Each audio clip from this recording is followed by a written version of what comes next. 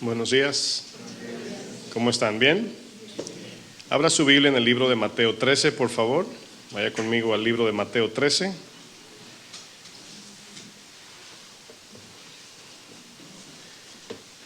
Quiero hacer, antes de entrar en la enseñanza, una pregunta, si usted colabora conmigo, por favor, a lo que voy a preguntar.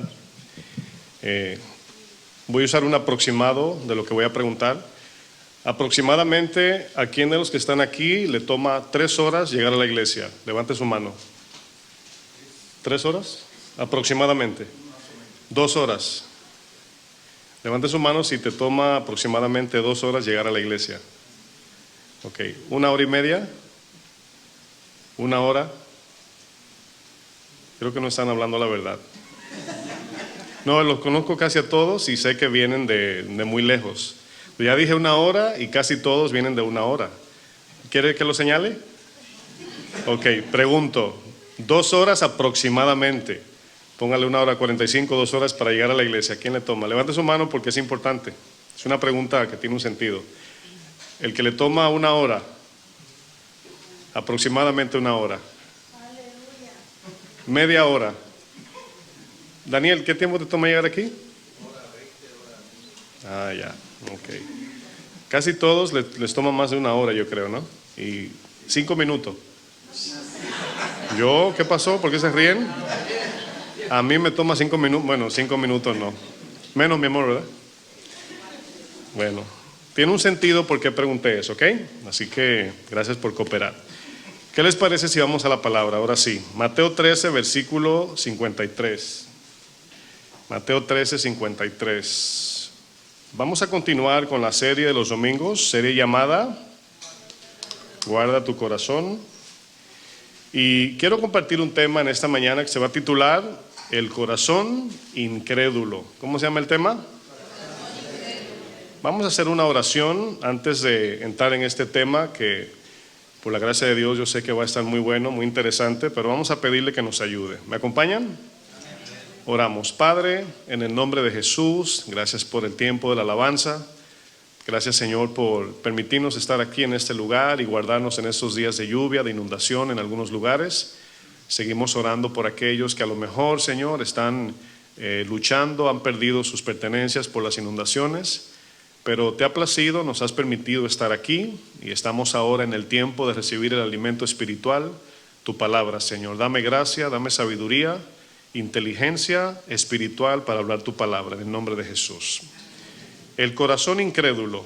Mateo 13, versículo 53 dice: aconteció que cuando terminó Jesús estas parábolas, Mateo 13, si usted nota, es casi todo parábolas, la del sembrador, la de la red, etcétera. Dice, se fue de allí, dice, y venido a su tierra, a su pueblo, a su aldea, a su lugar donde creció Jesús, dice, les enseñaba en la sinagoga de ellos, de tal manera que se maravillaban y decían, quiero que noten aquí la lógica que están tratando de conectar. Preguntan, ¿de dónde tiene esta sabiduría y estos milagros? Y luego dicen, ¿no es este el hijo del carpintero? ¿No se llama su madre María y sus hermanos Jacobo, José, Simón y Judas? Este Judas no es Iscariote, es otro Judas. Dice, ¿no están todas sus hermanas con nosotros? Dice, ¿de dónde pues tiene todas estas cosas? Y se escandalizaban de él, de Jesús. Pero Jesús les dijo, no hay profeta sin honra, sino en su propia tierra y en su casa.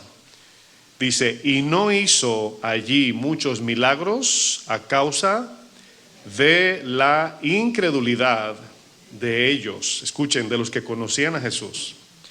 Bueno, en la Biblia la palabra incredulidad es la palabra griega, ese es el original de esta palabra, apistía. Diga conmigo, apistía. De allí viene la palabra apostasía, que también se conecta, dijeron por ahí pistis, está familiarizada, porque ya estudiamos, es negativo, es como decir sin pistis, ¿qué es? Sin fe. Los que están en el instituto deben saber esto. Sin fe, ¿verdad? Entonces, apistía, apostasía es No tener fe, abandonar la fe o no tener fe, ¿verdad? Creo que dije esa ya. Significa esta palabra pistía infidelidad. Es importante que usted agarre esa palabra. Significa infidelidad. Significa dudar, significa incredulidad, significa poca fe, desconfianza, y en su definición también significa desobedecer. Porque acuérdense, la evidencia de la fe es la obediencia, exactamente. Si no hay fe, no hay obediencia. Existen diferentes razones del por qué hay incredulidad en las personas. Hay razones diferentes. Una de esas razones puede ser nuestras limitaciones por ser seres humanos. Nuestra mente humana está limitada a lo que solamente nuestros sentidos sensoriales pueden percibir. Estamos todos limitados a las leyes de la física, la química, la matemática. Todo lo que se salga del ámbito físico y material se nos hace difícil creer. Entendemos que todo lo que sobrepasa las leyes naturales de la creación es un acto o sobrenatural, celestial o divino. Un ejemplo lo encontramos en un hombre que tenía un problema que ningún ser humano podía resolver o solucionar. Este hombre tenía a un hijo endemoniado. Cuando Jesús le hace una pregunta a este hombre, le pregunta: ¿crees que puedo sanar a tu hijo? Fue la pregunta que le hizo Jesús a este hombre. Ahora, si usted va al médico y usted tiene una condición médica, física, de su cuerpo físico, tenemos una fe humana de que podemos ser sanados. Y muchos dicen, aunque no sean cristianos, yo tengo fe que voy a salir bien de tal examen, ¿no? Pero estamos poniendo fe en algo posible, humanamente posible. Estamos poniendo la fe, decimos en Dios, pero estamos diciendo, el médico me puede sanar. Como cualquier ateo que va al hospital puede pensar lo mismo, ¿sí o no? Pero cuando ya el doctor dice solamente un milagro te salva, es como en los oídos de muchos es decir, te vas a morir, para los que no creen, ¿sí o no? Porque me imagino que algún doctor en algún momento le diría a un ateo, sin saber que es ateo, le dice, solo un milagro, y el ateo por dentro dice, me voy a morir, porque no creen los milagros. Bueno, Jesús le pregunta, ¿crees que puedo sanar a tu hijo? Y escuche, porque vamos a ver aquí una aparente ironía, ¿no? O contradicción. El padre del muchacho le responde de una manera que para nosotros puede sonar un poco ilógico, y le dice el padre, creo, ayuda a mi incredulidad. Piense por un momento en esa frase, creo, ayuda a mi incredulidad. Bueno, en Marcos 9, es donde vamos a leer esta historia, Marcos 9, 14. Fíjense esta escena, porque aquí vamos a sacar algo muy importante. En Marcos 9, usted va a notar, o voy a tratar de resaltar eso, hay 3 grupos de personas, ¿entiende? 3 tipos de corazones, ¿ok? Y cuando usted ve a Jesús haciendo milagros en la Biblia, se va a encontrar con 3 grupos o 3 tipos de personas. Está la persona que llega con la necesidad, ¿verdad? Está la multitud, ¿verdad? La gente que está ahí nada más viendo, como cuando pasa un pleito por donde tú vives y luego salen las cámaras de seguridad, ¿sí sabe cuáles son, verdad? Por la ventana la gente. Y hoy sacan su celular, ¿ya? Y luego están en la Biblia los fariseos, los escribas, los israelitas que no creían en Jesús y lo querían matar. Entonces ahí vemos 3 grupos, ¿ok? Hoy vamos a ver a qué grupo pertenecemos. Dice Marcos 9:14, ¿están ahí? Si no, en la pantalla lo van a poner. Dice, cuando llegó, aquí Jesús, un poquito de contexto, viene de la transfiguración. Jesús se acaba de manifestar como el Dios glorificado ante Pedro, Juan y Jacobo, ¿verdad? Se manifestó como Dios. Baja del monte, por así decir, ¿no? Se parece como a lo que Moisés hizo. Moisés estaba con el Señor, baja, se encuentra con un problema de idolatría allá abajo. Jesús va al monte y baja y se encuentra con un problema de idolatría. Y sabemos que la idolatría es una forma de incredulidad, porque es creer en otro Dios. Dice, cuando llegó a donde estaban los discípulos, vio una gran multitud alrededor de ellos. Dice, y escribas, fíjense cómo lo separa, y escribas. Dice aquí, que disputaban con ellos, o sea, había una disputa allí, ¿verdad? Porque había un muchacho endemoniado y estaban discutiendo, ¿verdad? Que Dios lo sana, que no, que Jesús lo puede sanar. No, Jesús no puede sanar porque Jesús saca demonios por medio de demonios, eso decían los escribas. Dice el 15, y enseguida toda la gente, viéndole a Jesús cuando se acerca, se asombró y corriendo a él, le saludaron. ¿Por qué usted cree que la gente corrió a Jesús? Porque solamente se decía que Jesús sacaba demonios, que Jesús hacía milagros. Ya se había regado la fama de Jesús. ¿Usted se acuerda en Hechos cuando unos hijos de Seba, judíos, trataron de sacar un demonio? Trataron de hacer un exorcismo. Y dice que el demonio le contestó a estos muchachos que no eran cristianos, creyentes. Le dijeron, a Pablo conozco a Pedro, ¿verdad? Pero a ustedes, ¿quiénes son? Y dice que los demonios lo encarrilaron, ¿verdad? Perdón. Dice luego el texto, estoy en el 16. Él les pregunta a Jesús, ¿qué disputáis con ellos? ¿Sabe quiénes son ellos, verdad? Los escribas. Y respondiendo uno de la multitud dijo, ese es el padre, Maestro, traje a ti mi hijo, que tiene un espíritu mudo, el cual donde quiera que le toma, le sacude y echa espumarajos y cruje los dientes y se va secando. Esto es epilepsia. Si usted lo resume en términos médicos, es epilepsia. Y dije a tus discípulos que lo echasen fuera y no pudieron. Y respondiendo él, escuchen la respuesta de Jesús porque es importante. Les dijo, oh generación ¿qué? Incrédula. Ahora, ¿notan los signos de admiración? Significa que Jesús está aquí reprendiendo a la gente. Oh generación incrédula, ¿hasta cuándo he de estar con vosotros? ¿Hasta cuándo os he de soportar? Y luego dice, traédmelo. Y se lo trajeron. Y cuando el espíritu vio a Jesús, sacudió con violencia al muchacho, quien cayendo en tierra se revolcaba echando espumarajos. Jesús preguntó al padre, ¿cuánto tiempo hace que le sucede esto? Y él dijo, desde niño. Y muchas veces le echa en el fuego y en el agua para matarle. Pero si puedes hacer algo, ten misericordia de nosotros y ayúdanos. Jesús le dijo, si puedes creer, al que cree, todo le es posible. E inmediatamente el padre del muchacho clamó. Ese clamor es de desespero. Se está desesperado y dice, solo Jesús puede. Y dijo, creo, ayuda mi incredulidad. Cuando Jesús vio que la multitud se agolpaba, reprendió al espíritu inmundo, diciéndole, espíritu mudo y sordo, yo te mando, sal de él y no entres más en él. Entonces el espíritu clamando y sacudiéndole con violencia salió y el muchacho quedó como muerto, de modo que muchos decían, está muerto. Pero Jesús, tomándole de la mano, le enderezó, se levantó. Cuando él entró en casa, sus discípulos le preguntaron aparte, ¿por qué nosotros no pudimos echarle fuera? Y él les dijo, este género con nada puede salir, sino con ayuno y oración. Aquí encontramos precisamente tres tipos de corazones incrédulos. Podemos decir tres tipos de incredulidades. La número uno es la incredulidad del padre del muchacho endemoniado. Él mismo admite, ayuda mi incredulidad. No perdamos de vista, repito, los tres grupos que estaban en esta escena. El padre del muchacho endemoniado, la multitud curiosa que salió a mirar y estaban debatiendo, y los escribas. ¿Quiénes eran los escribas? Aquellos que conocían las escrituras, la ley de Dios. En el versículo 21, fíjense, del mismo texto, Jesús preguntó al Padre, ¿cuánto tiempo hace que le sucede esto? Jesús hace esa pregunta a propósito. ¿Ustedes se acuerdan cuando Jesús resucita a Lázaro? Comienza a orar en voz alta con su Padre.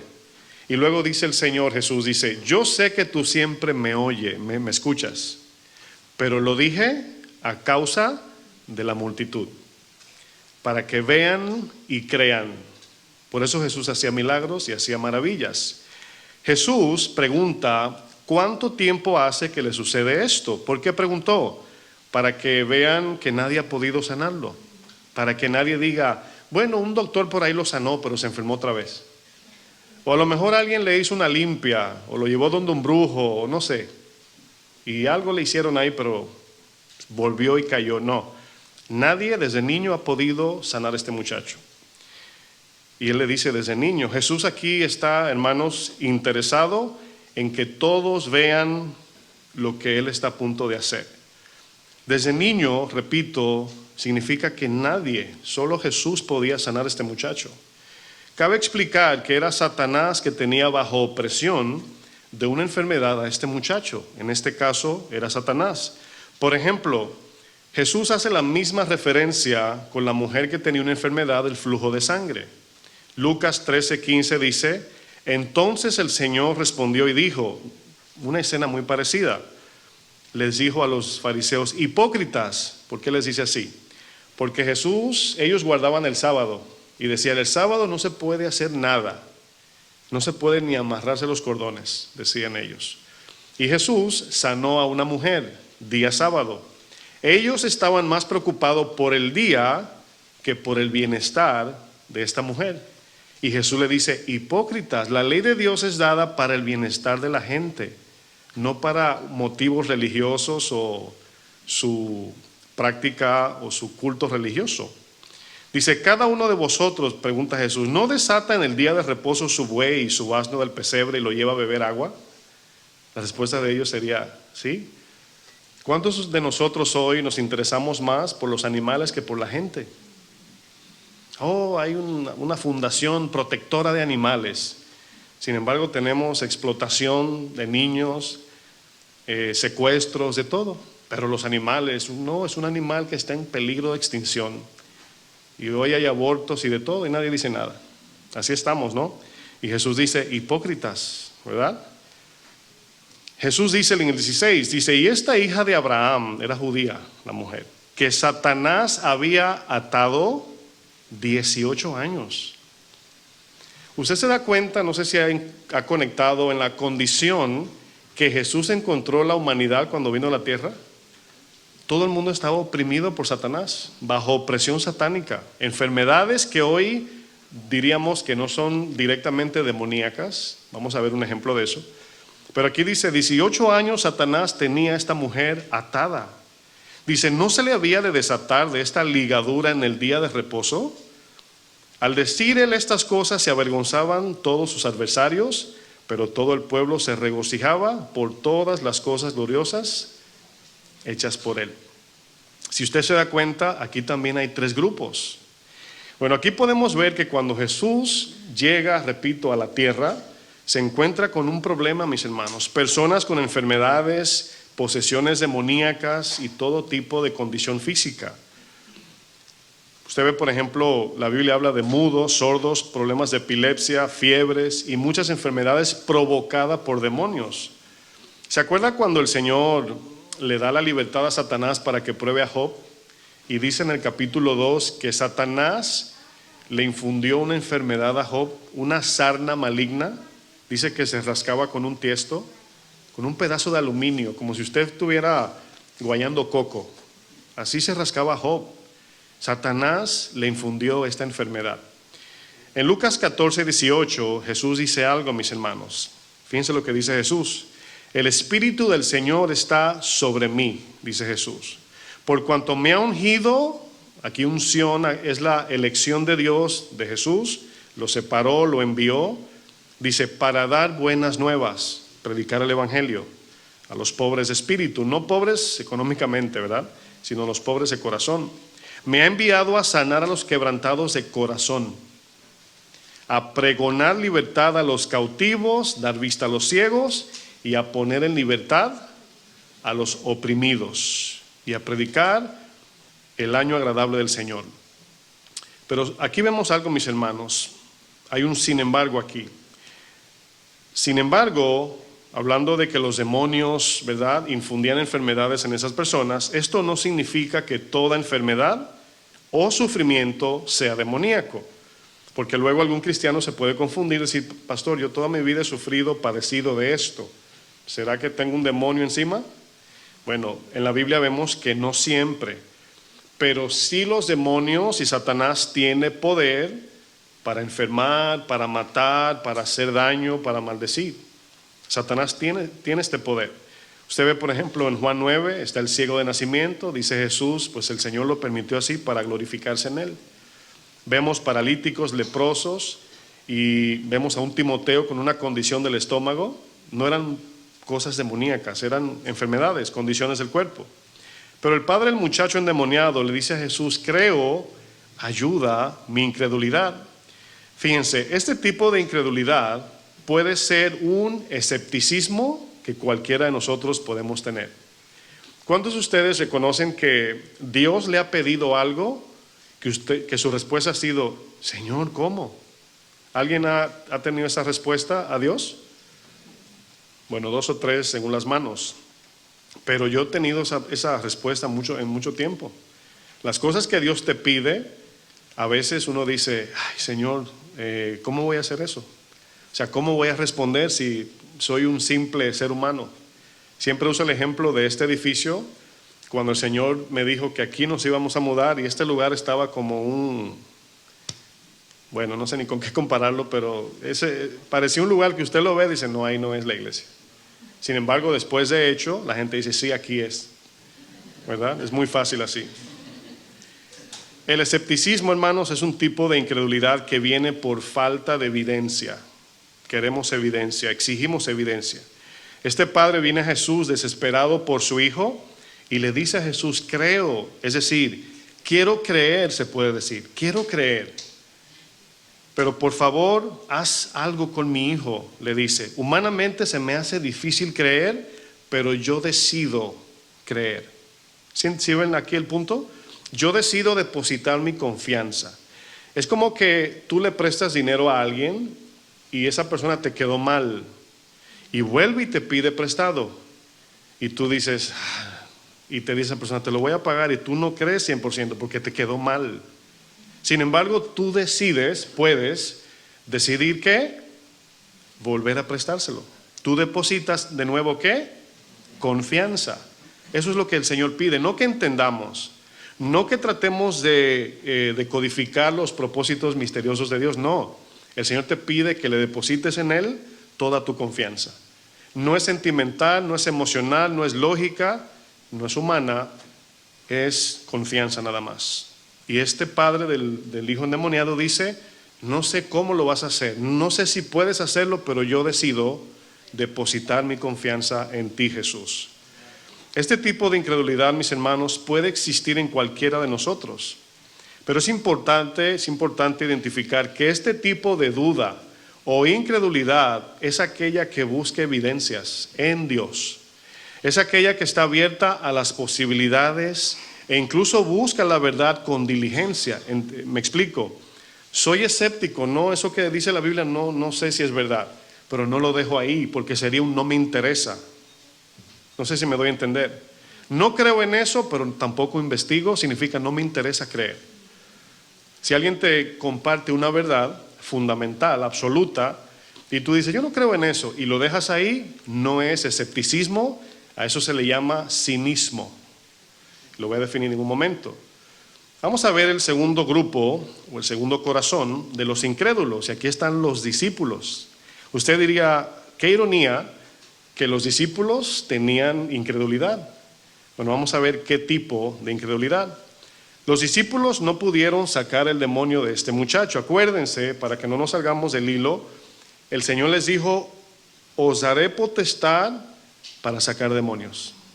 Bueno, eso no es una regla para la iglesia o el cristiano regular. Si usted nota, en las cartas de la iglesia no aparece una instrucción de sacar demonios. En este tiempo hay una explicación que luego vamos a aprender eso, que no es una herramienta que todo cristiano debe tener, sacar demonios. Y si no saca demonios no tiene fe, eso no es cierto. Pero sí vemos claramente que a los apóstoles les dijo Jesús: les daré potestad para hollar serpiente y pisotear escorpiones. Es una forma de explicar para que venzan a los demonios. Acuérdense que las serpientes son venenosas, los escorpiones también, ¿verdad? Los dos son engañosos, o es una forma de demonios en su contexto. Los discípulos, como dije, no pudieron sacar el demonio a este muchacho. Sin embargo, ellos le preguntan a Jesús en Marcos 9:28, dice, cuando él entró en casa, sus discípulos le preguntaron aparte. Eso tiene un significado, ¿sí o no? No se lo dijeron delante de la gente. Y esto no tiene que ver con vergüenza o que el Señor le llame la atención. No se lo diga delante de la gente que nos llama la atención, no. Aquí habla de una intimidad especial. Aquí habla de que es como cuando un niño está con su papá y lo lleva de la mano, y el papá, suponiendo en su trabajo secular, dice algo y el niño le jala el brazo y le dice, papá, ¿verdad? Hay como una relación íntima ahí. Bueno, eso hacen los discípulos. Jesús le dice, este género no sale sino con ayuno y oración. Ahora, los discípulos no eran en sí incrédulos, sí creían en Jesús porque le siguieron, pero sí tenían una cierta incredulidad porque estaban creciendo, estaban siendo discipulados. ¿Sí me doy a entender? En Mateo 17:20, Jesús le responde esa pregunta más claro. Jesús le dijo, por vuestra poca fe. Poca, no le dijo por falta, ¿verdad que no? Poca fe. Bueno, es posible que seamos cristianos, creyentes, confiamos en Dios, pero a veces en un momento Dios te va a pedir algo que va a ser muy grande para ti, no para Dios, para ti o para mí. Y te va a pedir algo y tú vas a decir, ay Señor, ¿cómo voy a hacer eso? Bueno, ahí hay poca fe. ¿Por qué? Porque Dios te está llamando. Los discípulos estaban todavía, podemos decir, en el Instituto Bíblico de Jesús. Estaban aprendiendo y tenían una cierta incredulidad acerca de cosas que iban enfrentando. O sea, usted se acuerda de la tormenta, cuando Pedro caminó sobre las aguas pero luego se hundió. Su fe estaba siendo moldeada, formada, y por eso Jesús le dice, por vuestra poca fe, le faltó fe. En Mateo 13:10, vamos a usar un ejemplo de esa pregunta que ellos le hacen a Jesús. Noten, hermanos, que los discípulos, nosotros nos podemos identificar, somos discípulos de Jesús. ¿Cuántos son discípulos de Jesús? Bueno, tenemos acceso a la persona de Jesús para preguntarle cosas que se nos hacen difíciles de entender. ¿Cuántos leyendo la Biblia dicen, voy a leer mi lectura del día? Y se proponen leer todo un capítulo, pero al tercer capítulo dice, ay, ¿qué significa eso? No entiendo, y ahí te quedas. ¿A cuánto le pasa eso? Y luego lo anotan, le voy a preguntar al sabelotodo, al pastor. Hay gente que piensa que uno lo sabe todo, ¿verdad? Mateo 13:10 dice, entonces acercándose los discípulos, después de la parábola del sembrador, le dijeron, ¿por qué le hablas por parábolas? Él respondiendo, quiero que noten las palabras, les dijo, porque a vosotros, ¿quiénes son vosotros? Los creyentes, nosotros, os es dado a saber los misterios del reino de los cielos, mas a ellos, ¿notaron dos grupos? Dice, no les es dado.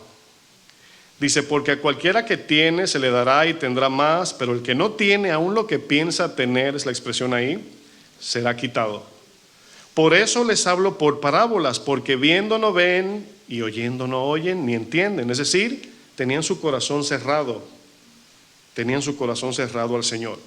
Aquí aprendemos que los que somos discípulos de Jesús, mis hermanos, tenemos acceso íntimo y especial para preguntarle a Jesús aquellas cosas que se nos hacen difíciles de entender. No lo sabemos todo. El conocimiento de la verdad para el creyente es progresivo, es direccional, ¿sí o no? Las dudas de los discípulos son las mismas dudas que nos llegarán a todos los cristianos en algún momento dado. Te va a llegar ese momento de duda, espéralo. Pero Dios espera que tú corras a Él, no que te quedes con la duda y formules en tu mente una idea personal. A medida que vamos creciendo en la fe, hermanos, nos encontraremos con circunstancias, situaciones complicadas en nuestro caminar con Jesús y necesitaremos la mano, la ayuda, la respuesta, la explicación de Dios. A veces Dios te va a contestar en una predicación desde aquí. Yo sé que a muchos, y muchos me lo dicen, pastor, venía de camino a la iglesia con una duda, pero ya en la predicación el Señor me habló. Levanta su mano si usted ha experimentado eso. Un buen grupo, ¿verdad? Pero a veces usted leyendo la Biblia, Dios espiritualmente te va a iluminar y tú vas a decir, wow, yo he leído ese texto 1000 veces y hoy lo entendí, ¿sí o no? Eso se llama el Espíritu te va a iluminar. Bueno, siempre debemos de recordar lo siguiente, mis hermanos. Creer, escuche bien, para que usted entienda lo que es entre la duda y la fe del cristiano. Creer es obedecer a Dios aun cuando no entendemos y aun cuando se nos hace difícil creer en lo que Dios nos pide que hagamos. Cuando el Señor llama a Moisés, le dice, te voy a enviar a Faraón para que saques 6 millones de personas de allí. Y Moisés con un bastoncito en el desierto, es como ir al presidente hoy y pedirle que deje ir, por así decirlo, deje ir a los que tiene esclavizado. Y Moisés decía, ¿cómo voy a hacer eso? En la Biblia encontramos personajes que batallaron con su fe, momentos de incredulidad. Es importante decir eso, momentos de incredulidad. Así como usted y yo hemos batallado con momentos de incredulidad. Moisés, por ejemplo, fue uno de ellos quien constantemente dudaba de Dios. Fíjense qué ironía. Moisés dudaba en cada instrucción, pero la fe de Moisés se ve en que a pesar de la duda, Moisés hacía lo que Dios le pedía. Es por eso que fe no es ausencia de duda, fe es obedecer a pesar de la duda. ¿Me tiro o no me tiro? Esa es la idea, ¿sí o no? ¿Qué aprendemos de Moisés, mis hermanos? Que cuando Moisés tenía alguna duda, Moisés no se formaba un pensamiento. Hoy día los cristianos, como tenemos un acceso tan vasto en el YouTube, dice, le iba a preguntar a un pastor, pero yo voy a YouTube más tarde y lo busco ahí. Sin saber la fuente, de dónde vienen las informaciones, si es bíblico, si es de Dios, si no es de Dios. Nunca se olvide de algo, mi hermano. Acuérdense que la verdad siempre es dada por Dios. Y Dios, aunque tenemos acceso a tanta información en el YouTube, Dios esconde la verdad y Dios revela la verdad. Y un corazón endurecido, mis hermanos, la palabra dice que Dios envía un poder engañoso para los que no aman la verdad. Imagínese usted. En su palabra y en oración siempre encontraremos las verdades de Dios, pero hay una respuesta a la verdad que siempre va a ser fundamental. ¿Sabe cuál es? Tararara. ¿Nadie sabe? La obediencia. La obediencia. ¿Sabe que Moisés nunca iba a creer en un mar rojo abierto en dos por estudiar la Biblia? ¿Sabe por qué no? Porque esa verdad la iba a aprender Moisés en el caminar, en la obediencia. Es por eso que cuando un padre tiene un hijo, los padres dicen, los niños no vienen con un manual ahí abajo. ¿Cómo se aprende a criar? Criando. ¿Sí o no? Criando. Criando. Otro que luchó con creer fue Gedeón. ¿Cuántos conocen a Gedeón? Cuando Dios llama a Gedeón, mis hermanos, Gedeón comete uno de los errores que nosotros tendemos a cometer. ¿Cuál es? Poner la esperanza en nuestra capacidad humana. Es decir, cuando Dios te llama, lo que hacemos inmediatamente es decir, ¿a mí? ¿Por qué usted cree que preguntamos eso? Porque sabemos que no tenemos la habilidad ni la capacidad. Señor, ¿yo? ¿Por qué yo? El Señor te dice, mira, mejor no preguntes, porque no es porque tú, sino porque yo, dice el Señor. Lo vil y menospreciado, escoge el Señor para servirle a Él, ¿no? Nosotros, hermanos, caemos en una incredulidad porque fijamos la mirada en nuestra capacidad. Por la maldad de este pueblo, fíjense, Dios los entrega en manos de sus enemigos en tiempos de Gedeón, tiempos de jueces. Los israelitas, usted conoce la frase célebre de Jueces, ¿cuál es? ¿Quién se sabe la frase célebre del libro de Jueces? Los hijos de Israel hicieron lo malo ante los ojos de Jehová. Esa es la frase repetida, ¿no? Y mientras Gedeón sacudía el trigo en un lagar, se entiende que estaba haciendo algo contra la ley natural de la agricultura. Se necesita el viento para soplar la paja del trigo, pero él estaba en un lagar, en un cuartito cerrado. Me imagino sacando pajita por pajita. Vamos al libro de Jueces, capítulo 6.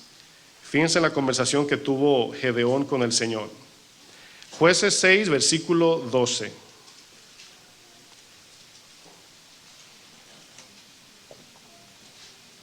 Mientras Gedeón está sacudiendo el trigo en el lagar. Dice el verso 12, y el ángel de Jehová se le apareció y le dijo, Jehová está contigo. Usted va a notar en esta lectura de Gedeón cuántas formas de incredulidad, falta de fe, va a notar en él. Le dice el Señor, Jehová está contigo. Ahora, nosotros, acuérdese, tendemos a pensar que cuando estamos sufriendo es cuando Dios está más lejos. Y es lo contrario. Es lo contrario, ¿verdad? Esa es la fórmula de Gedeón. Dice, Jehová está contigo, varón esforzado y valiente. Y Gedeón le responde, ¿cómo le dice? Ah, Señor mío. ¿Qué significa esa A? Perdón, mis alergias me están atacando aquí. Ah. Ese A de Gedeón es como cuando te dicen, por ejemplo, las esposas le preguntan al esposo, ¿cómo me queda el vestido? Hermoso.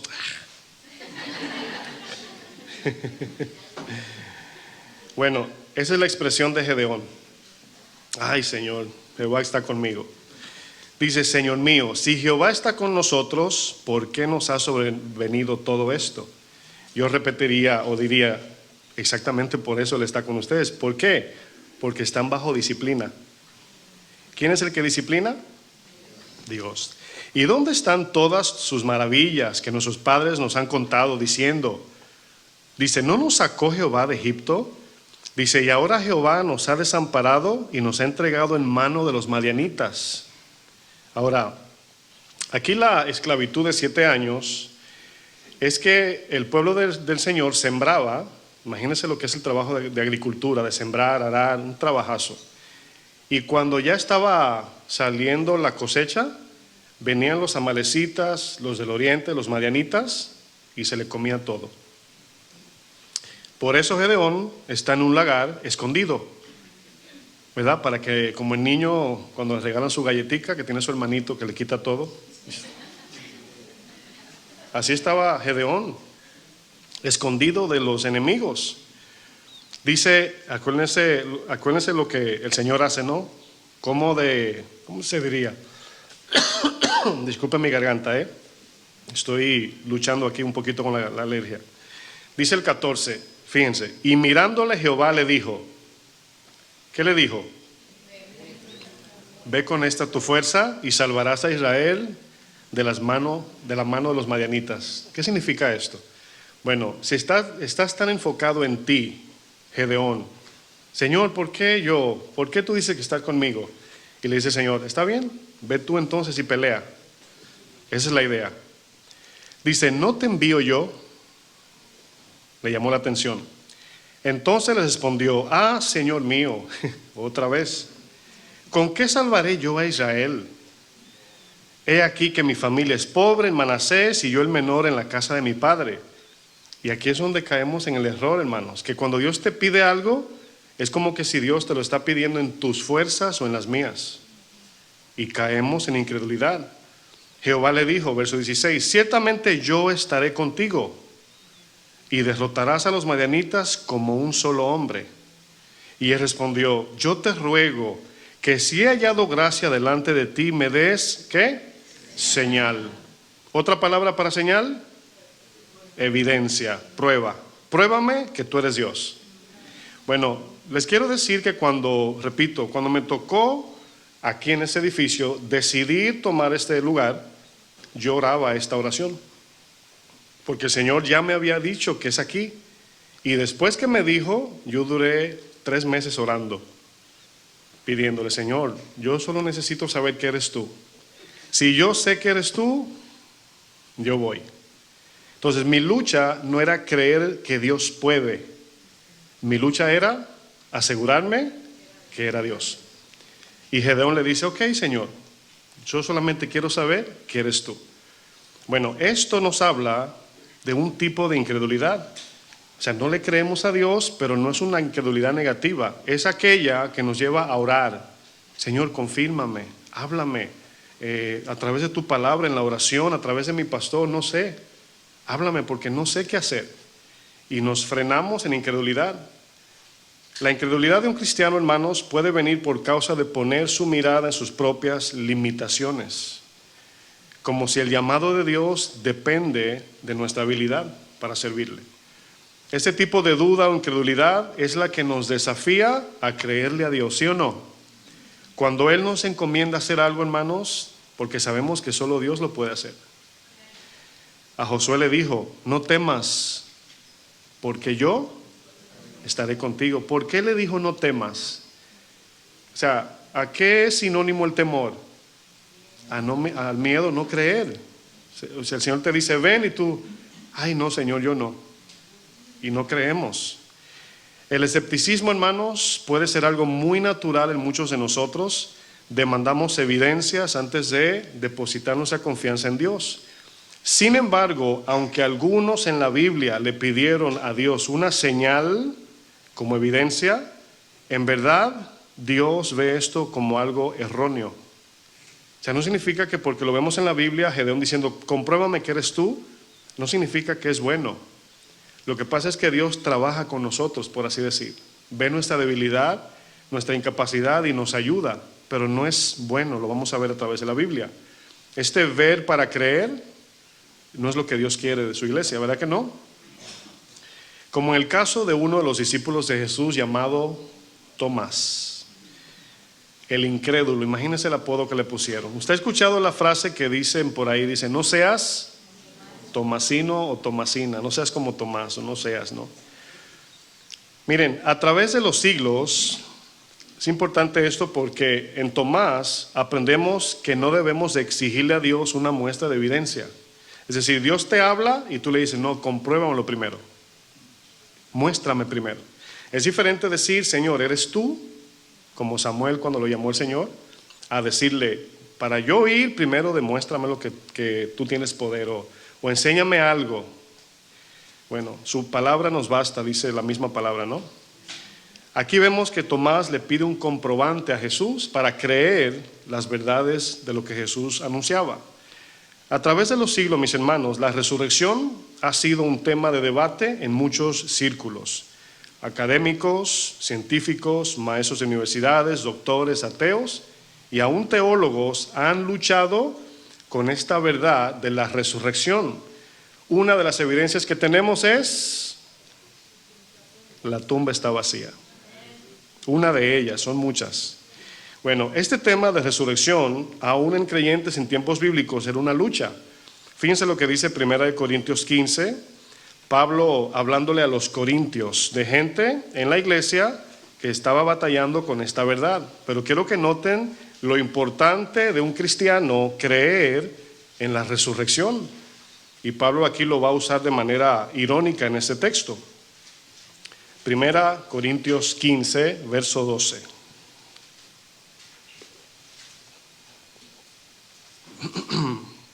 ¿Llegaron? Dice, escuche bien, porque la forma de la lectura le va a dar el sentido, ¿ok? Dice, pero si se predica de Cristo que resucitó de los muertos, ¿cómo dicen algunos entre vosotros que no hay resurrección de muertos? Porque si no hay resurrección de muertos, tampoco Cristo resucitó. Y si Cristo no resucitó, vana es entonces nuestra predicación, vana es también vuestra fe. Y somos hallados falsos testigos de Dios, porque hemos testificado de Dios que Él resucitó a Cristo. Dice, el cual no resucitó si en verdad los muertos no resucitan.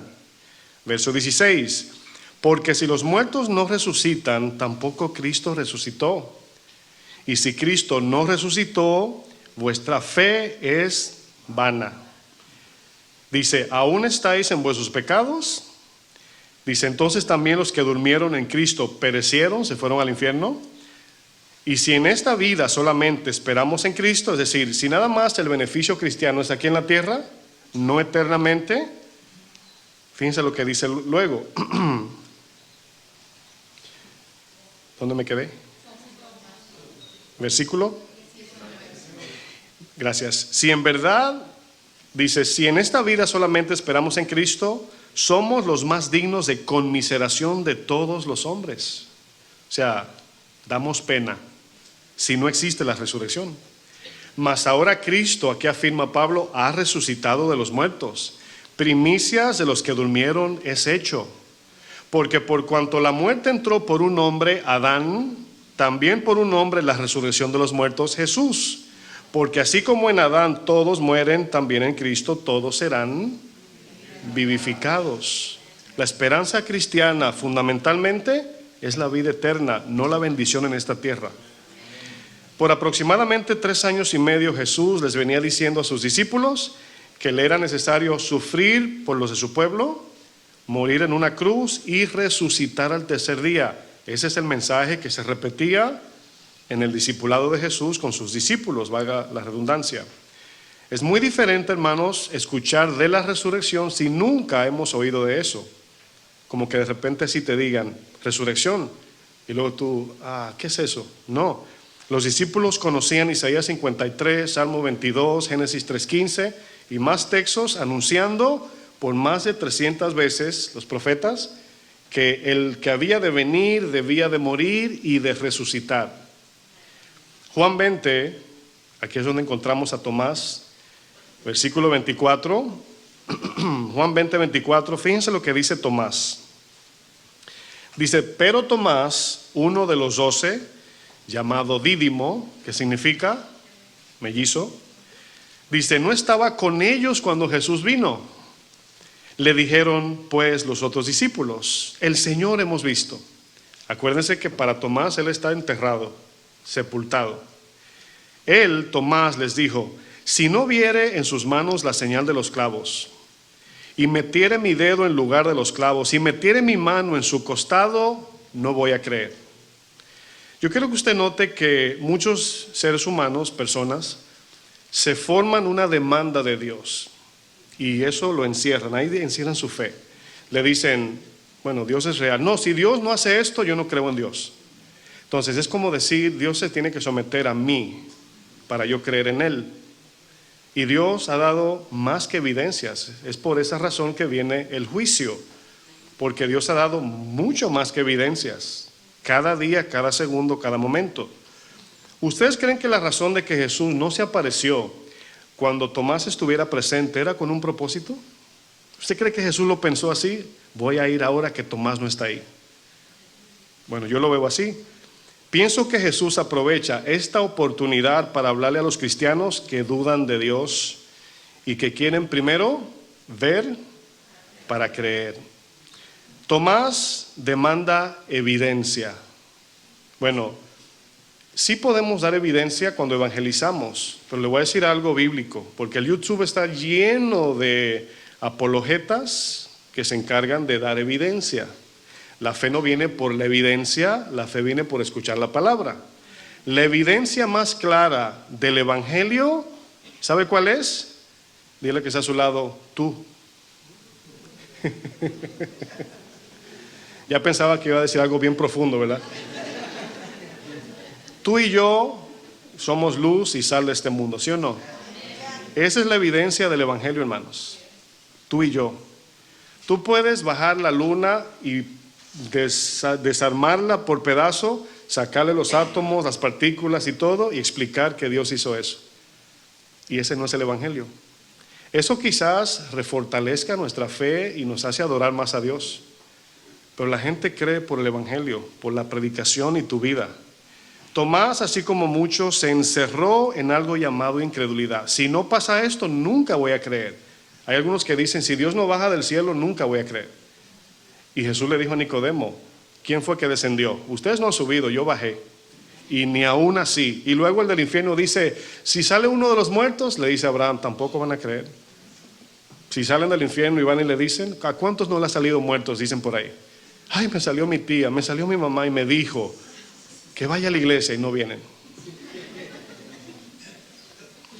Hay cristianos que no ven a Dios manifestarse porque no creen. Y estoy hablando de cristianos ya. Recordemos que lo que le pasó al pueblo nazareno de por qué Jesús no hizo milagros fue por su incredulidad. Comenzaron a racionalizar, a razonar a Jesús, a usar su lógica. Hermanos, miren, ¿sabe por qué duramos 1 hora adorando? Vuelvo a la alabanza y a la adoración. ¿Sabe por qué? porque estamos alabando y adorando a algo mayor que nosotros. Así de sencillo, así de sencillo. Todo lo que yo no puedo entender, controlar o manipular, ese es Dios. Ese es Dios, mis hermanos. Jesús no hizo allí muchos milagros a causa de la incredulidad. ¿Pero por qué? Porque comenzaron a decir, yo vi a Jesús así. Vivía al lado de mi casa. Era hijo del carpintero el que me hizo la mecedora o la mesa. Y yo lo veía correteando a Jesús. Sí se portaba siempre bien, pero lo vi creciendo. Nunca pecó, sin embargo, lo vi con sus hermanitos. ¿Cómo es que ahora tiene sabiduría de Dios y milagros? Porque no se apegaron a las escrituras, de lo que decía, de que vendrá en un burrito, van a ser en Belén, este será hijo y padre eterno, todopoderoso, estará entre pecadores y va a crecer, es un retoñito que lo van a ver crecer por gracia. Se olvidaron de eso. Le atribuyeron eso a la nación, no a Jesús.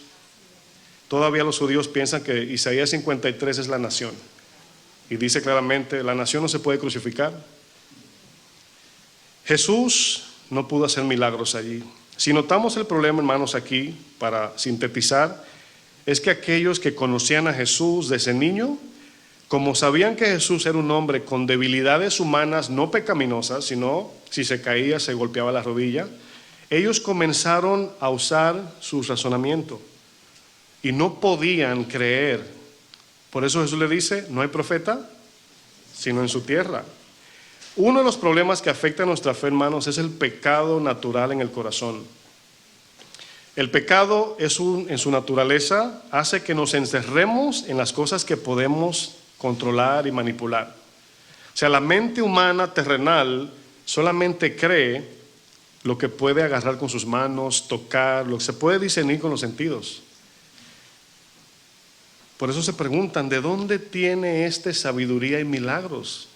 Usted tómese un segundo y piense, si alguno de su vecino que usted vio crecer, que usted vio a su papá llevándolo de la manito, de repente dice que es el Mesías. Bueno, aquí hay un punto importantísimo, porque la parte de la fe, hermanos, no era enfocarnos en lo humano de Jesús, en cierto modo, sino en el poder en este cuerpo humano, que nadie lo tenía. La profecía decía en Manuel, no el que toca la batería, no. Jesús es Dios, se entiende la palabra entre nosotros. ¿Se acuerdan cuando Jesús estaba en un grupo de fariseos?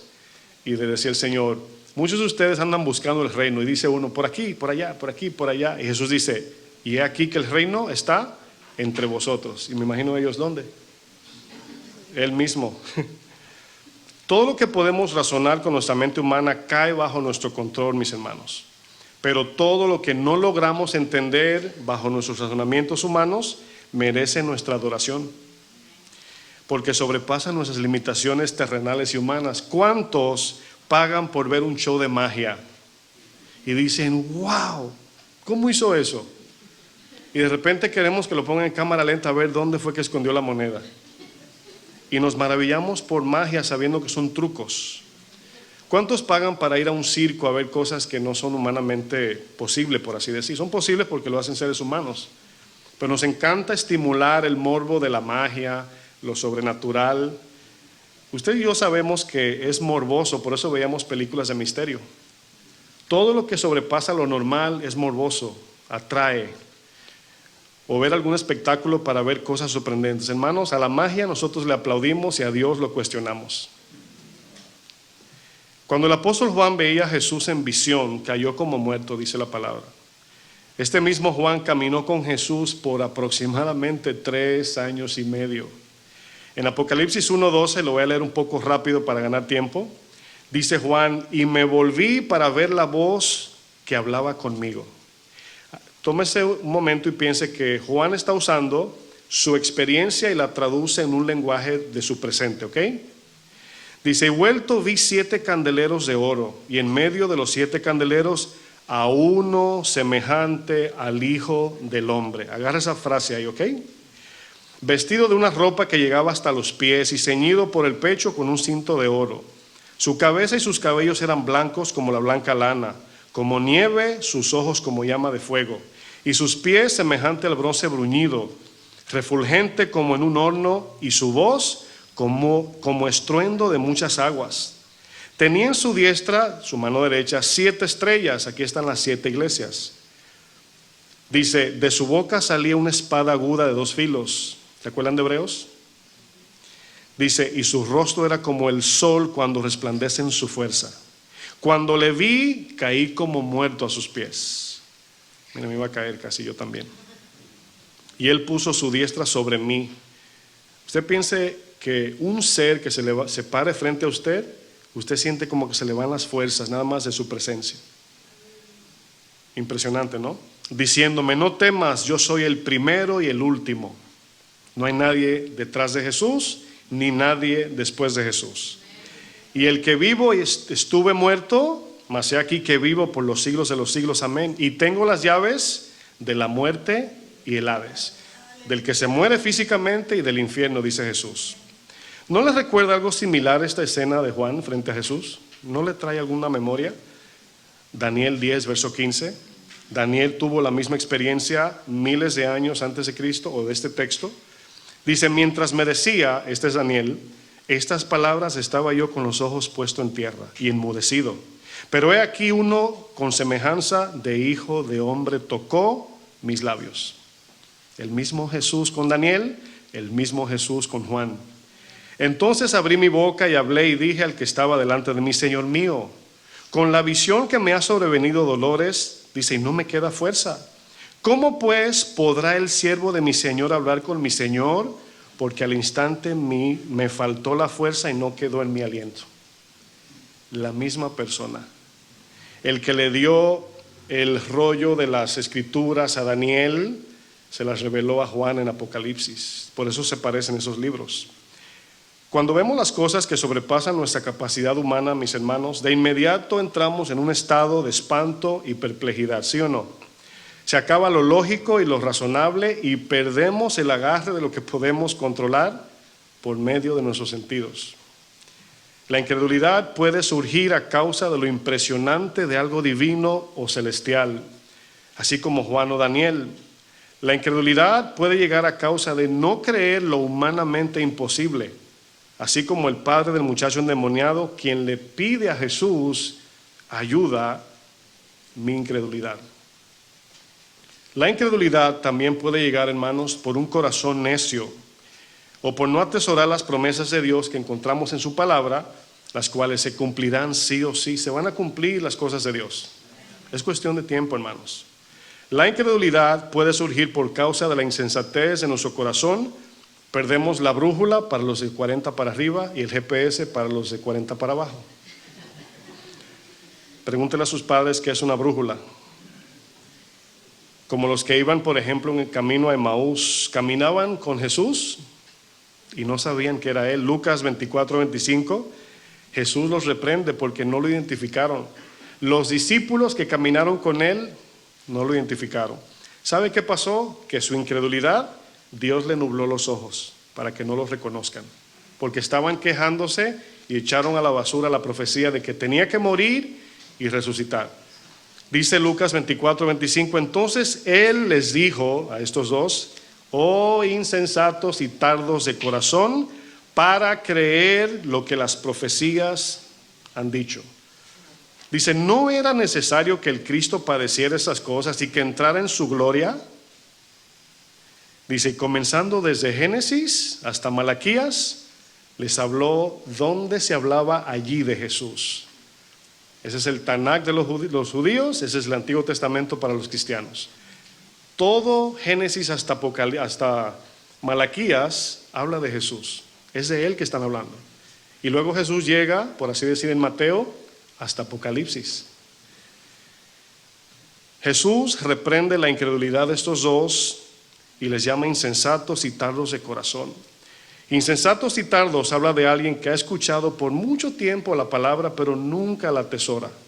Escuchó la palabra y dijo, wow, estuvo buena, y la tira para otro lado. Y no atesora, no se agarra de una promesa como un niño cuando sus padres le dicen, el jueves 3 te voy a llevar al parque. Y el niño se voltea y lo anota en su corazón.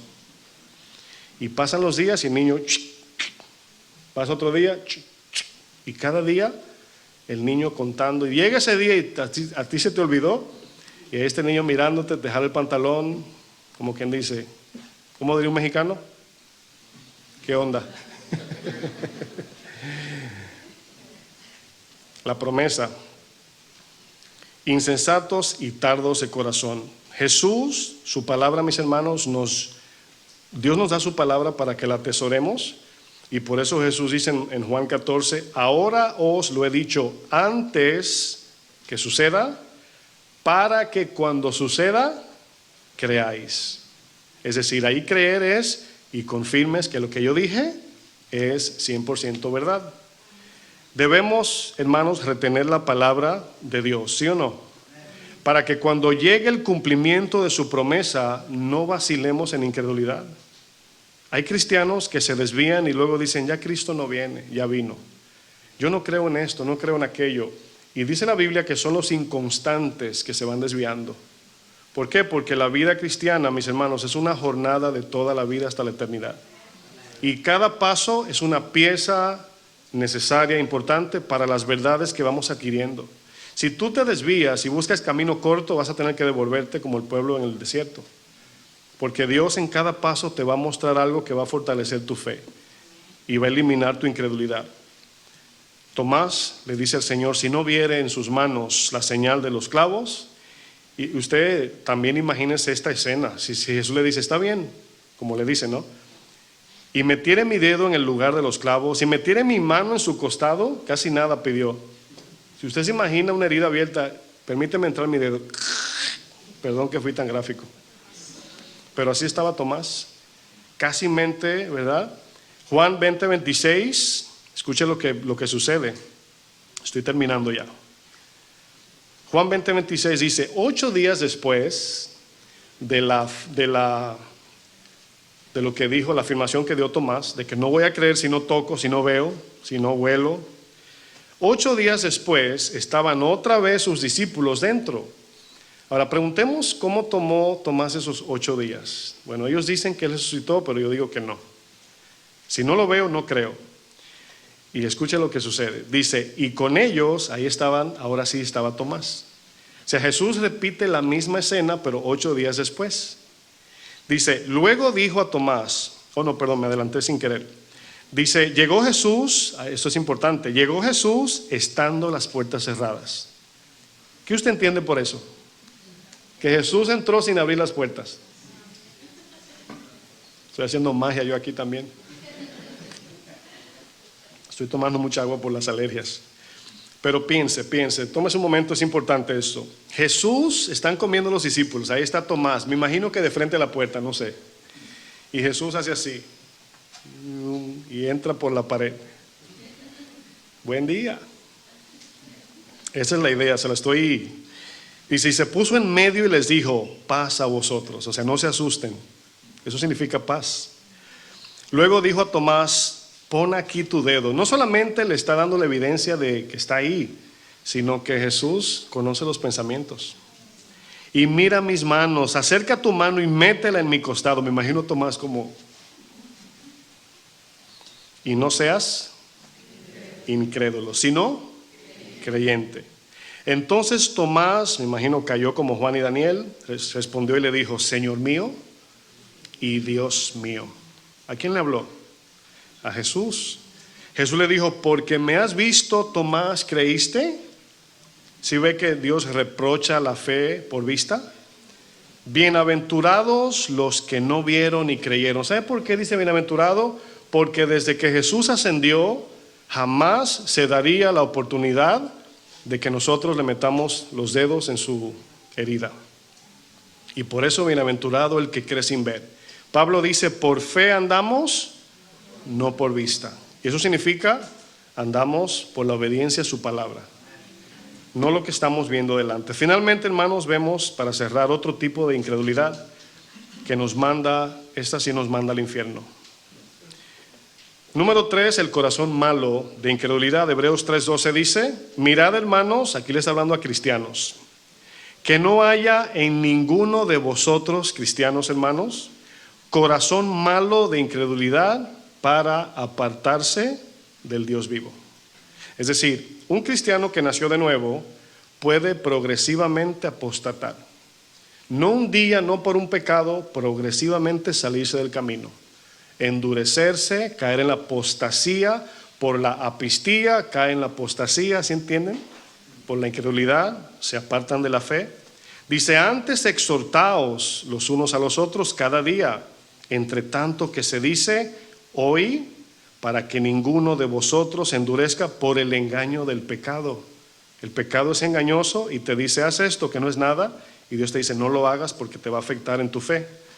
¿Quiénes son los que tienen corazón malo de incredulidad? Aquellos que son cristianos, creyentes, pero aman este mundo más que a Dios muchas veces. Habla de personas que, y quiero decir que este corazón malo aplica a un no creyente que no quiere nada con Dios y a un cristiano que se endurece por ser cristiano y amar este mundo. Se va enfriando. Es por eso que la oración, es por eso que congregarnos, servir a Dios, estar en su palabra, mantiene esa hoguera ¿qué? Encendida. Defino las dos palabras contrarias. Escepticismo, cualquiera lo podemos tener. Escepticismo es: no creo por falta de evidencias de la verdad. Pero cinismo es: no creo porque no quiero ni me interesa a pesar de la verdad. El tercer grupo, mis hermanos, que Jesús enfrenta cuando sana al muchacho endemoniado es el corazón de los incrédulos, de los líderes de Israel. Por eso es que Jesús dice a voz alta: oh generación incrédula. Él estaba atendiendo al niño, pero alzó la voz para que todo el mundo escuchara. Y por eso en Mateo 17:15 dice: Señor, le dice el padre, ten misericordia de mí, que es lunático mi hijo y padece muchísimo, porque muchas veces cae en el fuego y muchas veces en el agua. O sea, su comportamiento puede estar muy agresivo o muy pasivo, muy apagado, muy encendido. Dice: lo he traído a tus discípulos, pero no le han podido sanar. Respondiendo Jesús dijo: oh generación incrédula, y aquí dice: y perversa. Fíjense, el libro de Mateos es para judíos. En Marcos no dice perverso, pero en Mateo sí. ¿Hasta cuándo he de estar con vosotros? ¿Hasta cuándo os he de soportar? Traédmelo acá. Bueno, Jesús llama a estos, los que estaban allí tratando de sembrar cizaña en la gente de que Jesús no era Dios, de que no era el Mesías, de que él no tenía poder, que era un falsante. Jesús le dice: generación incrédula y perversa. Reprende la incredulidad del corazón de la gente que ama a este mundo y la gloria del hombre más que a Dios. Acuérdense, el amor por este mundo crea incredulidad, forma en nuestro corazón incredulidad. Y por eso vemos aquí a Jesús, cuando hace este milagro, espera que la gente se amontone. Espera. En Marcos 9:25 dice: cuando Jesús vio que la multitud se agolpaba, como quien dice, entonces hizo el milagro. Reprendió al espíritu inmundo, diciendo: el espíritu mudo y sordo yo te mando, sal de él y no entres más en él. Lo hizo libre para siempre. Entonces el espíritu, clamando y sacudiéndolo con violencia, salió, y él quedó como muerto, de modo que muchos decían: está muerto. Pero Jesús, tomándole la mano, le enderezó y se levantó. Cuando él entró en casa de sus discípulos, le preguntaron aparte: ¿por qué nosotros no pudimos echarle fuera? Él les dijo: este género, es decir, esta lucha, esta guerra espiritual es con demonios. ¿Sí entienden, hermanos? Si estos fueran los filisteos, él les dice: vayan a guerra, saquen sus espadas, escudos y vayan. Pero este género, Efesios 6:12, porque no tenemos lucha con carne ni sangre. Jesús, hablando del género demoníaco, no está hablando nada más de la enfermedad, sino de cómo los demonios siembran lo negativo, lo pecaminoso en la mente de las personas para que no crean. ¿Sí entendieron? ¿O estaban escuchando el teléfono? ¿Fue Satanás que llamó o no?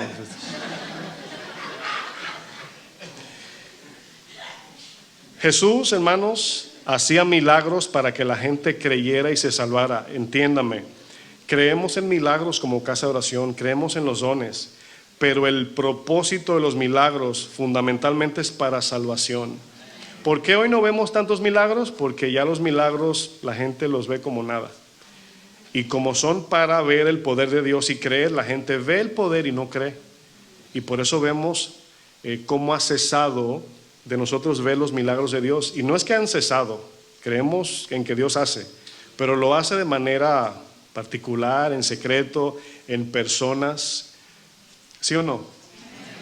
Hablaba con un joven de algo que me maravilla, y le decía a este joven que el perdón, cuando Dios obra en el corazón, es uno de los milagros más hermosos, mis hermanos. De uno pedirle perdón al ofensor y cómo Dios obra, se arrepiente el ofensor y el que te ve, y son milagros de Dios. Y Dios echa a los demonios fuera de aquellos que nacen de nuevo. Es el milagro más grande que podemos recibir. En la Biblia, para concluir, encontramos a un hombre que deliberadamente rechazó el mensaje de Jesús. Deliberadamente, aún sabiendo que era verdad. ¿Cómo se llama? El rey Agripa. Hechos 26-24. Termino con este texto. Dice, diciendo él, Pablo le está predicando al rey Agripa, y el rey sabe lo que ha pasado en todo este tiempo, porque ya aquí Pablo va camino a la condenación en Roma. Condenación me refiero a ser juzgado, y ¿verdad? Dice, diciendo él estas cosas en su defensa, Festo a gran voz dijo, ya Pablo le explicó el evangelio. Le dice Festo, aquí Agripas a Pablo, estás loco, Pablo. ¿No le han dicho a usted así, cristiano? Es un fanático. Las muchas letras te vuelven loco. Yo me imagino la calma del rey. Ay, Pablo. Mas él dijo, no estoy loco, excelentísimo Festo, sino que hablo palabras de verdad y de cordura. Pues el rey sabe estas cosas, delante de quien también hablo con toda confianza. Porque no pienso que ignora nada de esto, le dice al rey. Pues no se ha hecho esto en algún rincón. ¿Crees, oh rey Agripa? Y le dice, yo sé que crees.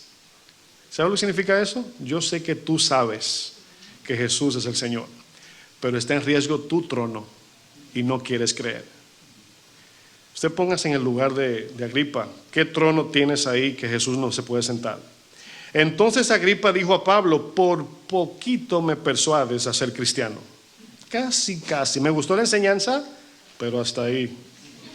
Y Pablo dijo, quisiera Dios que por poco, por mucho, no solamente tú, sino también todos los que me oyen fuesen hechos tales como yo soy, libre en Cristo. Dice, excepto estas cadenas que son temporales. Pablo está predicándole allí a todos el mensaje que nos hace libre eternamente, aunque Pablo estaba preso temporalmente. Esta gente estaba libre temporalmente, y como no aceptaron el mensaje, iban a ir preso eternamente. Bueno, nuestra oración, mis hermanos, cuando tenemos luchas de creerle a Dios, es en oración, cuando Dios nos pide algo o vemos algo en la Biblia. Porque hay momentos donde la palabra te dice, haz esto, y tú dices, ay, Señor, ¿cómo? Y ahí oramos, creo, Señor, pero ayúdame. Y ahí Dios te va a dar la gracia. Él solamente pide la obediencia, Él hace el resto. Moisés, tú camina que yo abro el mar en dos. Pero si no te mueves, las aguas se van a quedar quietas y se van a quedar del lado de Egipto. Póngase de pie, por favor.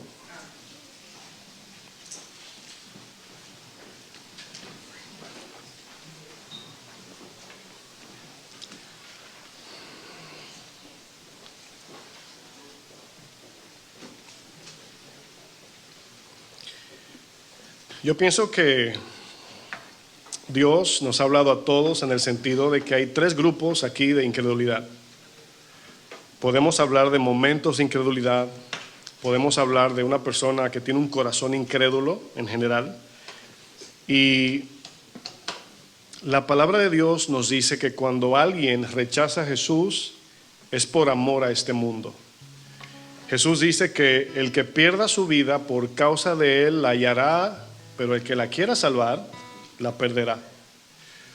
Y este mensaje, mis hermanos, todos nos llevamos una porción a casa, ¿verdad? Si eres cristiano, me imagino que estás creciendo en la fe. Y hay momentos donde no crees. O sea, no es que dudas de Dios, sino de lo que Dios te pide, no lo entiendes y por eso caes en esa incredulidad. Dices, Señor, no sé cómo esto va a pasar. Cuando nosotros como iglesia, especialmente mi esposa y yo como pastores de aquí, me imagino que también Antonio, ¿no? Anda por ahí el pastor Antonio. En el caso de nosotros que estamos a tiempo completo sirviendo al Señor, miramos atrás y nos gozamos, nos reímos, pero de vez en cuando yo me voy más atrás cuando Dios me pide lo que me pidió. Y trato de empatizar cuando Dios te pide algo que uno dice, wow, Señor, ¿te tengo que dar mi Isaac? Mi Isaac, ¿sabe quién es Isaac, verdad? Lo que tú más amas es tu Isaac.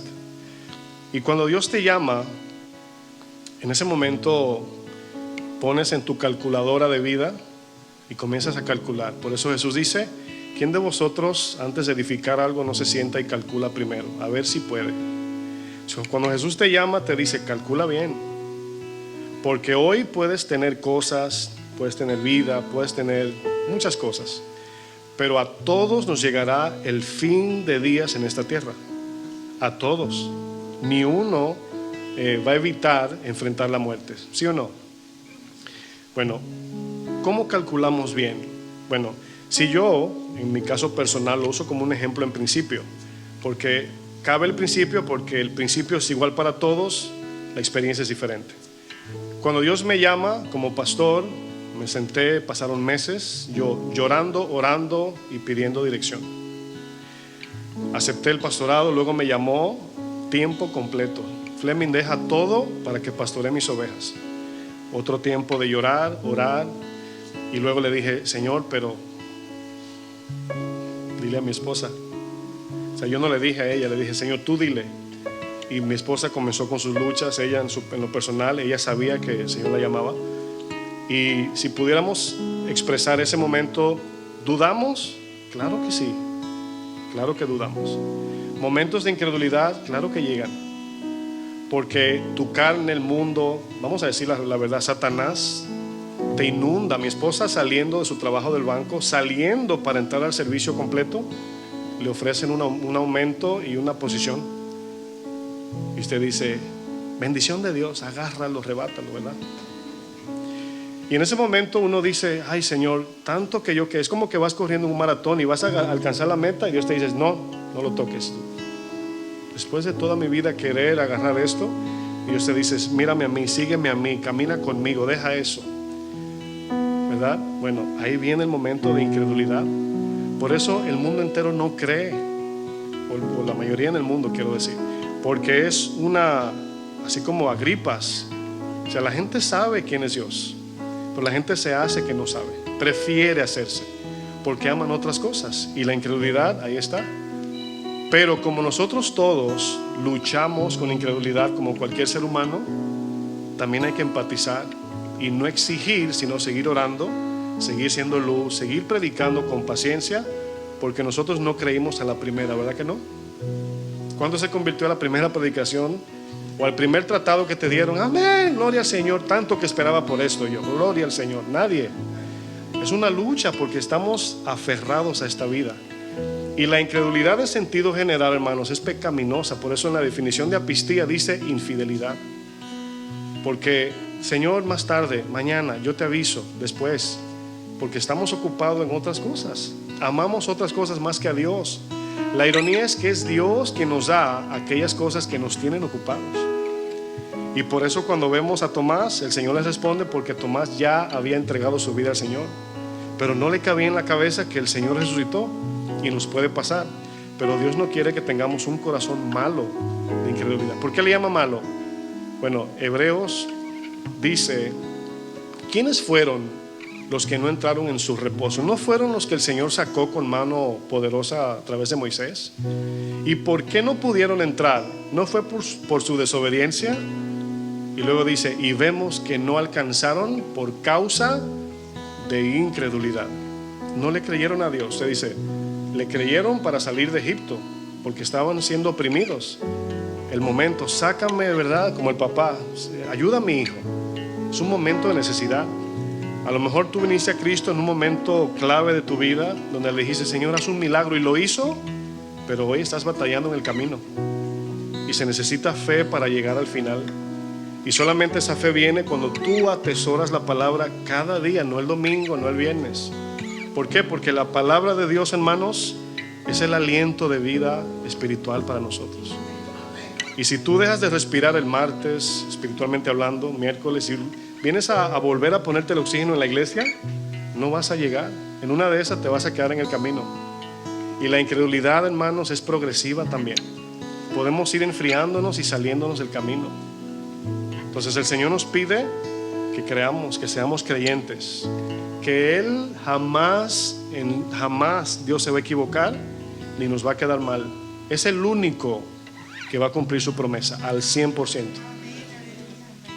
Cierre sus ojos para orar. Padre, en el nombre de Jesús,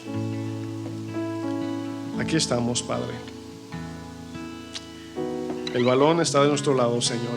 Tú nos dices a nosotros ahora, siempre te oramos a ti, Señor, pero en este momento tú nos pides a nosotros que creamos, que seamos creyentes, que no dudemos, porque tú no te equivocas, tú no fallas ni llegas tarde, ni antes ni después, Señor. Y por eso te pido, Señor, que cada uno de nosotros podamos ser fortalecidos en fe, Señor. Ayuda nuestra incredulidad si es que hay en nosotros. Danos esa fe, mi Dios, que viene por medio de ti. La palabra dice que la fe viene por el oír, pero también la fe viene por el creer. Si no creo, no importa lo que escuche, no importa que oiga, debo con todo mi corazón creer y decir: Señor, aquí estoy, tuyo soy, en tus manos estoy.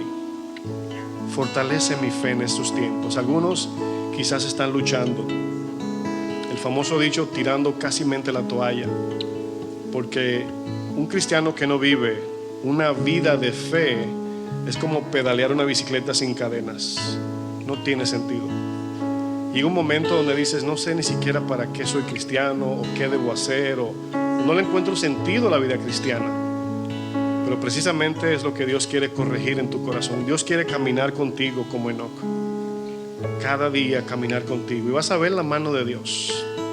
Yo veo a Dios cada día, lo veo cada día, pero para eso tienes que disponer tu corazón. Cada mañana te levantas y dices: Señor, en tus manos estoy, en tus manos estoy. Voy a mi trabajo secular, pero allí soy tu siervo, soy tu sierva. Úsame allí, Señor. Fortalece mi fe, mi Dios. Si a alguno se le ha apagado esa fe, yo oro en esta hora que el Señor te fortalezca. Señor, levante tus brazos. El mismo Moisés necesitaba ayuda, y vemos cómo sus brazos fueron levantados. Y eso habla de que también podemos animar, como dice Hebreos: exhortaos los unos a los otros para que el corazón no se endurezca. Seguimos orando, Señor, que nuestra fe no falte, Señor, en el momento de la prueba. En el nombre de Jesús.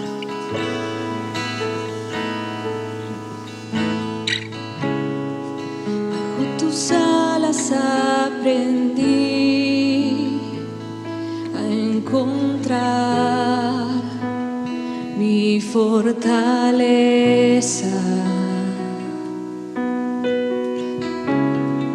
Bajo tus alas aprendí a esperar en tus promesas.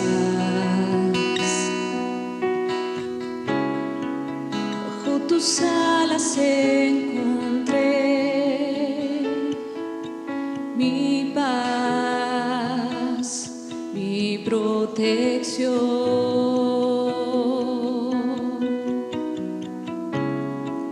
Bajo tus alas aprendí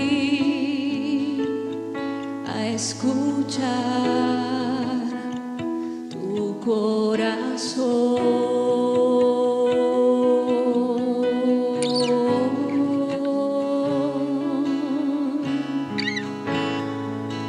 Estamos bajo tus alas, Señor, y vivimos confiados en ti. Digamos juntos: bajo tus alas recibí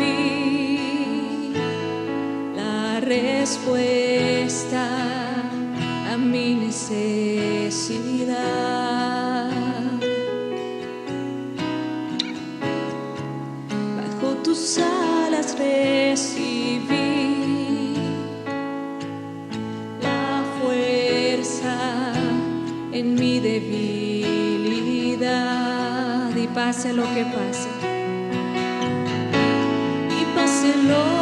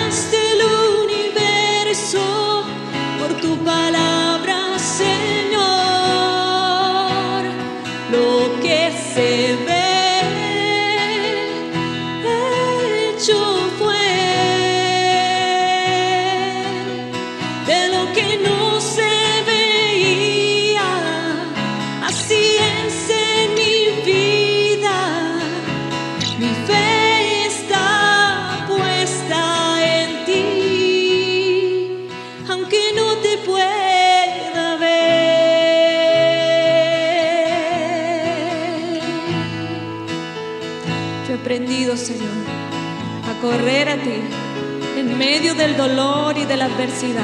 Lo cantamos juntos, digamos a Él.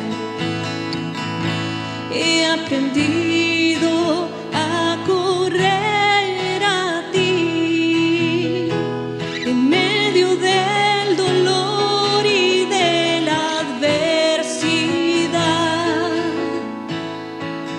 Solo por la fe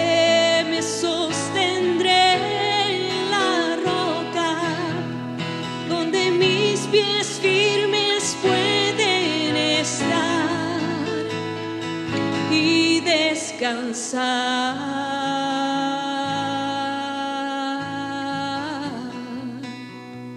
y por la fe puedo entender que tú creaste el universo con tu palabra, Señor. Lo que se ve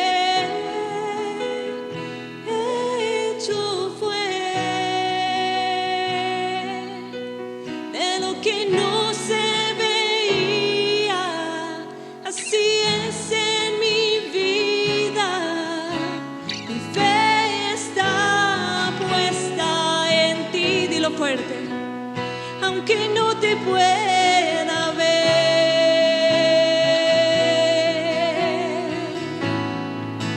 aunque no te pueda ver,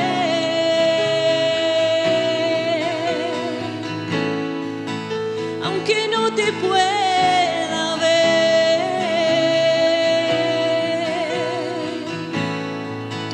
aunque no te pueda.